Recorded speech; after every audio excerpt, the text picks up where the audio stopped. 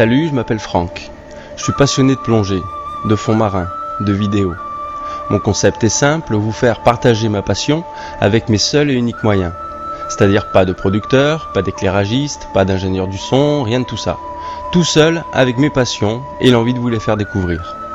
Je parcours le monde à la recherche de personnes qui au quotidien essayent comme moi de comprendre et de protéger ce milieu que nous connaissons si mal.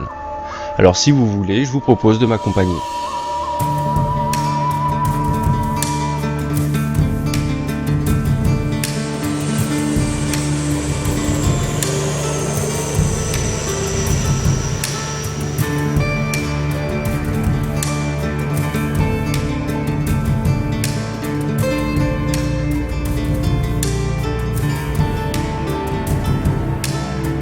Un paradis à fleur d'eau qui concentre les beautés de l'océan Indien et le charme des îles du bout du monde.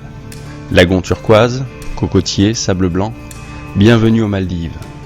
Situé à environ 600 km au sud-ouest de l'Inde, cet archipel est réparti sur plus de 20 000 km². 26 atolls, 1200 îles, et seulement 202 d'entre elles sont habitées. Aujourd'hui, je vous emmène plonger en compagnie d'un très grand biologiste marin, reconnu mondialement pour son travail de recherche sur les raies manta. Il s'agit de Guy Stevens qui m'emmène sur l'un des sites de plongée où il a pour habitude de les observer. Nous levons l'ancre direction la baie d'Anifaru dans l'atoll de Baha.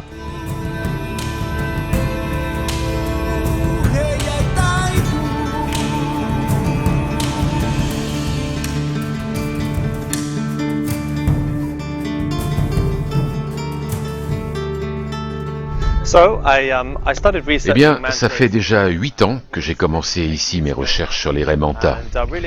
Et j'ai mis en place le projet The Maldivian Manta Ray Project afin d'essayer d'en comprendre plus sur cet animal. En effet, on ne connaît encore que très peu de choses sur les raies manta, et il reste beaucoup à découvrir, notamment sur leur espérance de vie, combien de fois elles se reproduisent, quelles sont leurs menaces. Il est donc vraiment très important qu'on comprenne ces questions de base sur la biologie et le comportement de ces animaux, si l'on veut que des décisions soient prises sur la manière de les préserver.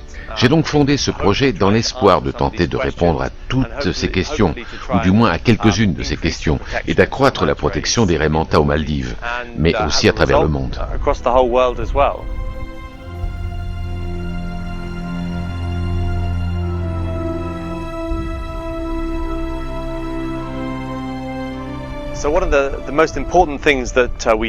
Eh bien, la chose la plus importante que nous faisons dans le cadre de nos recherches, c'est d'essayer d'identifier chacune des mantas que nous voyons. Et l'on est capable de le faire, car chaque manta a sur son ventre un ensemble de taches noires qui lui est unique. Elles ont ce ventre blanc couvert de taches noires.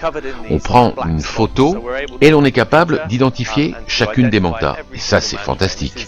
Parce que si tu es capable d'identifier individuellement chacune des raies qui font partie de la population, alors tu peux vraiment en apprendre plus sur leur vie personnelle, leurs déplacements, combien de raies manta nous avons aux Maldives, combien de mâles contre combien de femelles, contre combien de juvéniles, la vitesse à laquelle les juvéniles grandissent pour devenir des adultes, combien de fois les femelles tombent enceintes et combien de fois elles mettent bas.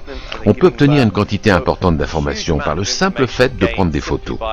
On a un catalogue et une base de données de tous les individus qu'on voit. Nous les suivons d'un endroit à un autre au travers des années. Et l'on commence à construire une image, une compréhension des raies manta d'un pays, ce qu'elles font et peut-être quels impacts nous avons sur elles. Et peut-être même quels impacts leur environnement naturel ont sur elles.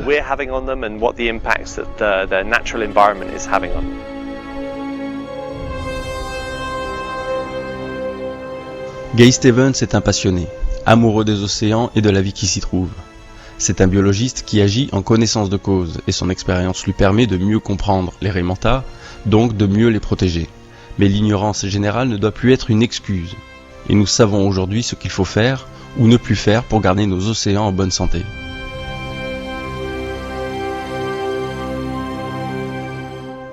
Cette rencontre avec Guy est un enrichissement personnel. Le fait d'être immergé dans son quotidien nous fait comprendre sa passion et son combat. C'est grâce à des personnes comme lui qu'il y a matière à argumenter face à l'insouciance des autorités. Cependant, il reste difficile de se consacrer pleinement à l'étude de ces animaux et en parallèle se battre pour faire remonter les informations aux oreilles des décisionnaires. Nous n'avons plus le temps de faire semblant. En termes de protection de l'environnement, il n'y a pas de petits gestes ou de gestes inutiles. juste de l'intérêt pour la vie.